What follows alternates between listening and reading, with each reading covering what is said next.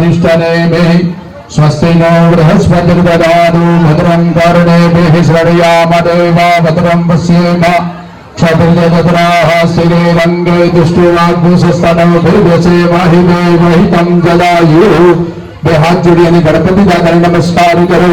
વક્રતુંડો મહાકાય સૂર્યકોટિ સમપ્રભ નિર્વિઘ્नं કુરુ મે દેવ સર્વકાર્યેષુ સર્વદા.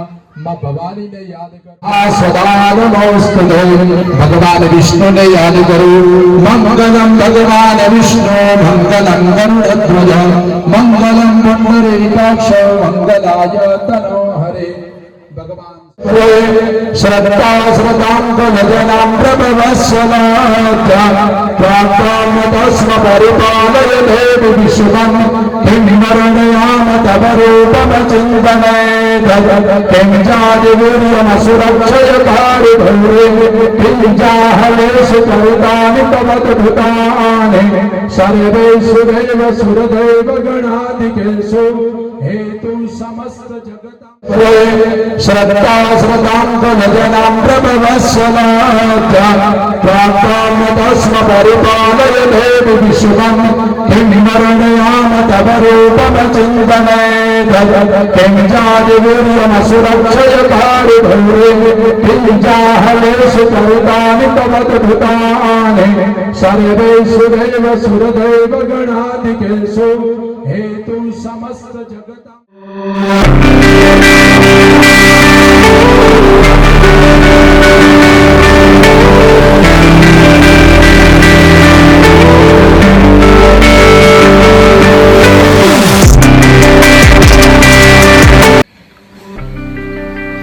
જય ભવાની માઈ ભક્તો, આજે મંદિર ખસોખસ ભરેલું છે.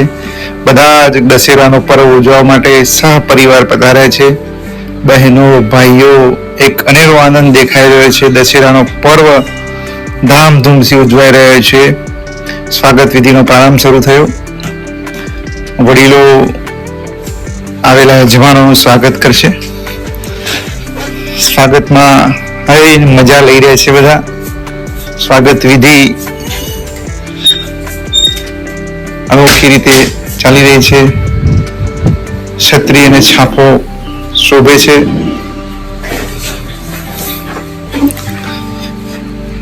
હાર પહેરાવો, છાલ ઓઢાડવી, માન ભેર આપણા આગળ મહેમાનો આવ્યા હોય એનું સ્વાગત કરવું.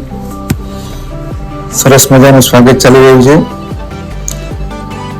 અમારા ઓગણે રૂડો અવસર કહેવાય અને એ ઉજવાતો હોય ત્યારે તમે અમારે ત્યાં આવ્યા હોય અને તમારું સ્વાગત કેમ રહી જાય. સરપંચશ્રીનું સ્વાગત ચાલુ કરી ગયું. બહુ અનેરો આનંદ છે.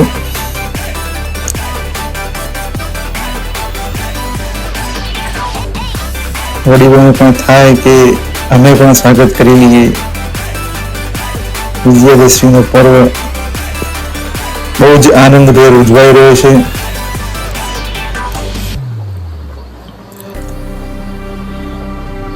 સરદારજી ખૂબ હરખમાં છે. એમ થાય કે ભાઈ મારા આગળ પધારેલો કોઈ વડીલ રહી ના જાય, કોઈ નાની નાની. અહીંયા ઉપસ્થિત આપણા બધા જે મહાનુભાવ આપણા વડીલો બાળકોના વંદન છે.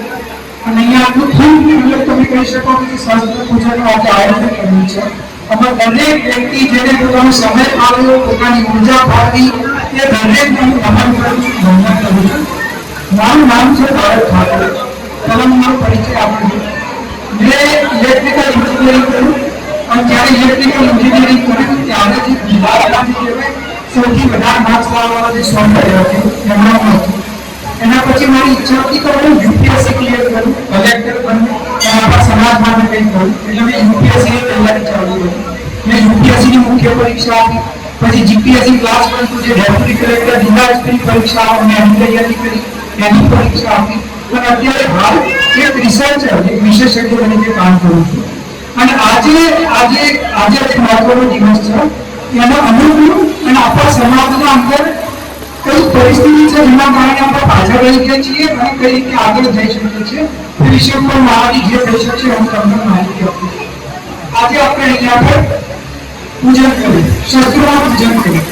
હવે આપણે બધા છીએ ક્ષત્રિય, પણ ક્ષત્રિયનું મૂળ મતલબ શું થાય?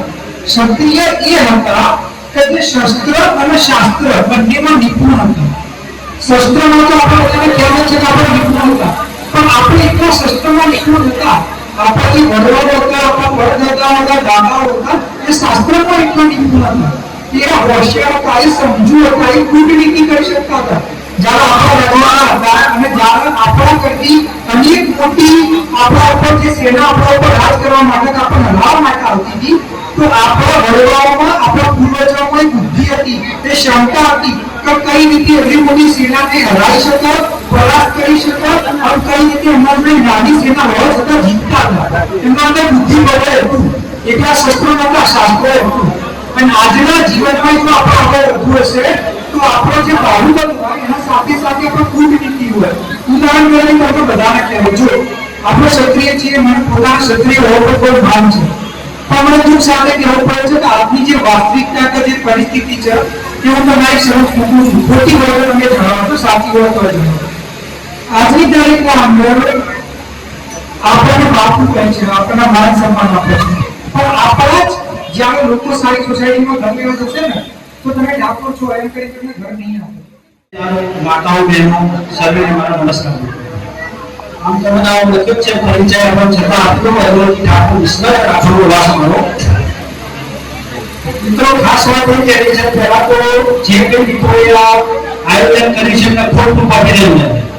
સુરેશ હોય કે ભાઈ સરપંચ હોય કે સરદારજી હોય કે એ લોકોનો તમામ આપણે ગામના બધા સાથે બેઠા ચર્ચા કરીએ તો કંઈક સાફ નીકળે એમને. બીજી વાત મિત્રો આગળ પૂજા કરી, શસ્ત્ર પૂજા. આમ તો શસ્ત્ર પૂજા એ પેલા રાજાઓ વખત શસ્ત્ર પૂજા થતી, કારણ કે એ વખત રાજાઓ કેવો તો કઈ શસ્ત્રની જરૂર પડે, ચડાઈ કરીએ એટલે જીતી લો એટલે એનું રાજ્ય મળી જાય. ચડાઈ કરીને સત્તા એનું રાજ્ય આપણે કબજે કરી લે. હવે લોકશાહીમાં તમારા અત્યારે હવે તલવારથી કોઈને ગોમ પર હુમલો કરી જીતીને મારીને કોઈ ગોમ તમે કબજે કરી શકશો? શ્રી અમરજાતી બાપુ કૃષ્ણાનો ખરા પ્રમાણમાં આ મંદિરમાં પૂજાની અને શાસ્ત્રોક્ત વિધિમાં જે ઉતરણ છે અને ગુરુદેવ તરીકે હંમેશા આપણે જેમનો આદર કરીએ છીએ એવા કીર્તિભાઈ જોશી મહારાજ ક્ષત્રિય બ્રાહ્મણ સમાજના આખા ગુજરાતનું પ્રતિનિધિત્વ કરી અને સમાજમાં સામાજિક, શૈક્ષણિક, આર્થિક અને રાજકીય ક્ષેત્રે સમાજનો સર્વાંગી વિકાસ થાય, વિચારધારાને વેગવર્તી કરવા માટે વર્ષોથી જેમને ક્ષત્રિય ઠાકોર સમાજ માટે ખૂબ મોટું યોગદાન આપ્યું છે એવા વડીલ મુરબ્બી શ્રી અજમલજી ઠાકોર હમણાં તાજેતરમાં એક નવી જન્મત ઉપાડી છે અને સમાજનો મુદ્દા ગમે તે હોય પણ સમાજના યુવાનોને સમાજ લાભ માટે હંમેશા પ્રેરી રહ્યા છે એવા તારકભાઈ ઠાકોર આ ગામના હમણાં નવનિયુક્ત ચૂંટાયેલા સરપંચ શ્રી હેમતુજી ઠાકોર, મારી સાથે અમરસિંહ, હેમતી સરપંચ પ્રવાસન, જીતેન રેટોર, ભાલસિંહ, અશોકસિંહ, નરેશજી, બળવંતજી રાઈસના અમારી આપણી સમસ્ત ટીમ, બિપિનસિંહ સાથે પત્રકાર મિત્રો પણ અહીંયા ઉપસ્થિત છે. મારી માતાઓ બહેનો, આપ સૌને દશેરાના પાવન પર્વ નિમિત્તે હૃદયથી આભાર. બોલો કેમપુર સ્વામીજી મહારાજ નમઃ પાર્વતે દેહ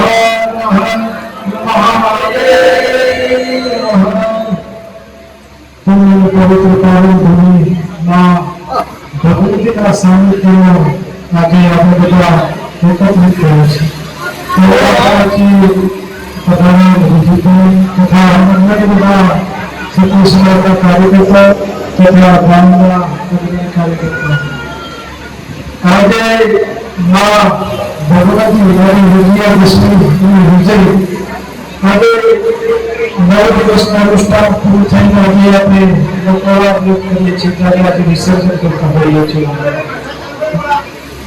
અને ભગવાને રામે આજે લંકા પર વિજય કરી અને રાવણનો ધ્વંસ કર્યો તેનો આજે આપણને જોયું છે.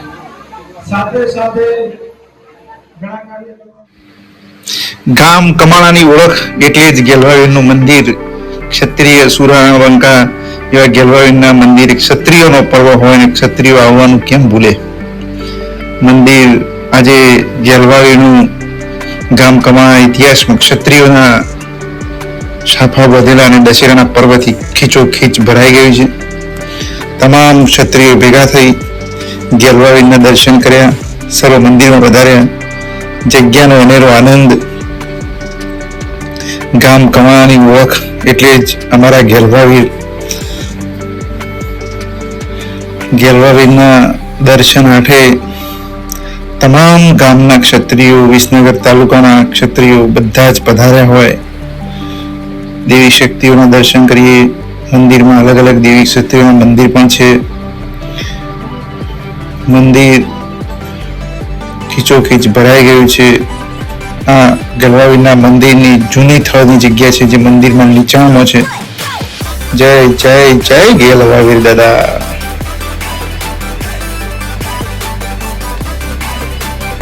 બહારના ભાગે મંદિરમાં શ્રી રામ બિરાજમાન છે. અને હવે આપણે આ બધું પૂરું કરી અને મહાદેવમાં પહોંચી ગયા. શિવના દર્શન કર્યા વગર કેમ રહેવા. 10 નામી અખાડો મંદ શ્રી 108 મંગલ ભારતીજીનો મઠ. અહીંયા બધા જ દર્શન કરી સરસ મજાનો ચા નાસ્તો કરીશું અને અનેરો આનંદ પૂર્ણ કરી અને પ્રસંગનું વિરામ પૂર્ણ કરીશું. હાય મારા નાના નાના ભૂલકાઓ મજાથી પ્રસાદ આરોગી રહ્યા છે. લો ભાઈ લો, ના લેવો જ પડશે, ના લેવો જ પડશે. વાહ ભાઈ વાહ, અરે વાહ. નિમેશ તો બબે ડીશો લઈને બેસી ગયો છે. વિક્રમજી જોર આટે ખવડાવે છે. ખોજ ભાઈ ખોજ. ચલો વસ્તુ